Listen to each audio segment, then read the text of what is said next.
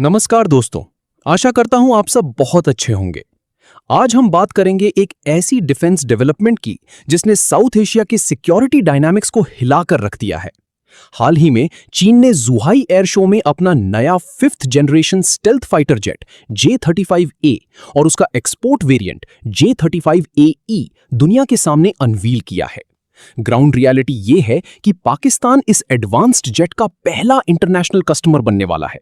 Pakistan air force के top officials इसकी तरफ पहले ही क्लियर इशारा कर चुके हैं।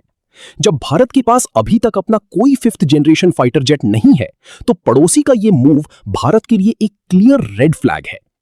अब समझते हैं कि इसमें इतनी टेंशन की क्या बात है और ग्राउंड लेवल रियलिटी क्या है। एक बिगिनर के लिए बता दूं, 5th जनरेशन जेट्स की सबसे बड़ी खासियत होती है स्टेल्थ, यानी दुश्मन के राडार से छुपने की काबिलियत। जब भारत ने फ्रांस से 4.5 जनरेशन राफेल खरीदा था, तो हमने पाकिस्तान की एयरफोर्स पर एक मैसिव एज हासिल कर ली थी। राफेल की मीटियोर मिसाइल और उसके एडवांस्ड सेंसर्स का पाकिस्तान के पास कोई तोड़ नहीं था। इस एज को काउंटर करने के लिए चीन ने पहले पाकिस्तान को J-10C फाइटर्स दिए और अब वो J-35AE ऑफर कर रहा है। अगर ये स्टेल्थ जेट पाकिस्तान की एयरफोर्स में इंक्लूड होता है, तो उन्हें एक first look first shoot advantage मिल जाएगा, यानी रेडार पर इनविजिबल होने की वजह से वे हमारे जेट्स को पहले देख लेंगे और पहले मिसाइल फायर कर देंगे। पॉलिटिकल स्टेटमेंट्स चाहे जो कहें कि हम किसी से नहीं डरते, लेकिन प्योरली मिलिट्री स्ट्रैटेजी के हिसाब से एक 5th जेन एयरक्राफ्ट आने से हवा में पावर बैलेंस पाकिस्तान के फेवर में थोड़ा शिफ्ट होने का रिस्क बन जाता है। तो क्या भारत को इससे पैनिक करना चाहिए? बिल्कुल नहीं। जियोपॉलिटिक्स और डिफेंस का एक सिंपल रूल है, हर ऑफेंसिव वेपन का एक डिफेंसिव काउंटर होता है। यहां एंट्री होती है भारत के लेयर्ड A2/AD शील्ड की, जिसे इंडियन नेवी और इंडियन एयरफोर्स मिलकर डिप्लॉय करती हैं। A2/AD का सिंपल मतलब है एंटी एक्सेस एरिया डिनायल। इसे आप हवा में एक इनविजिबल दीवार या लक्ष्मण रेखा समझ लीजिए। इसका काम दुश्मन को एक स्पेसिफिक एरिया में आने से रोकना और अगर वो आ जाए तो उसे ट्रैक करके तबाह कर देना है। इंडियन नेवी और एयरफोर्स का ये शील्ड 3 लेयर्स में काम करता है। सबसे पहले आती है आउटर लेयर। यहां हमारे पास S-400 जैसा एडवांस्ड एयर डिफेंस सिस्टम है, जो 400 किलोमीटर दूर से ही दुश्मन के आने की आहट सुन लेता है। फिर आती है मिडल लेयर, जहां इंडियन नेवी का एक बहुत बड़ा रोल है। नेवी के वॉरशिप्स पर लगे long range surface to air missile और बराक 8 सिस्टम्स एक चलता फिरता mobile air defence bubble create करते हैं।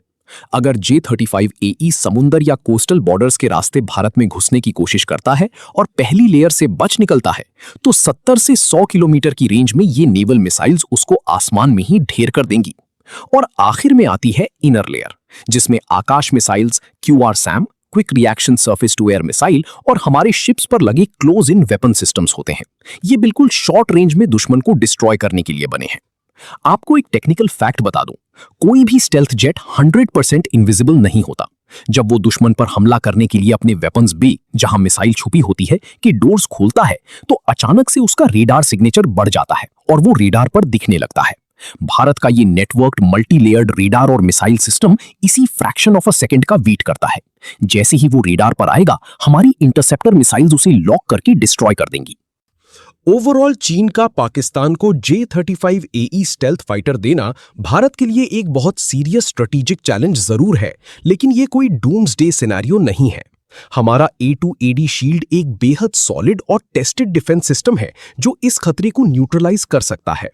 पर एक बड़ा सच ये भी है कि आप सिर्फ डिफेंस खेलकर युद्ध नहीं जीत सकते, आपको ऑफेंस भी चाहिए। भारत को अपनी indigenous 5th generation AMCA project को रेड टेपिज्म और ब्यूरोक्रेसी से निकालकर वॉर फुटिंग पर कंप्लीट करना ही होगा। अब आपसे एक सवाल है, क्या भारत को कंप्लीटली अपने AMCA प्रोजेक्ट के बनने का इंतजार करना चाहिए, या फिर समय की मांग को देखते हुए किसी दूसरे देश से तुरंत एक 5th जनरेशन जेट खरीद लेना चाहिए? नीचे कमेंट्स में अपने विचार जरूर शेयर करें एंड जाते जाते हमारी चैनल को भी सब्सक्राइब करें। Thank you.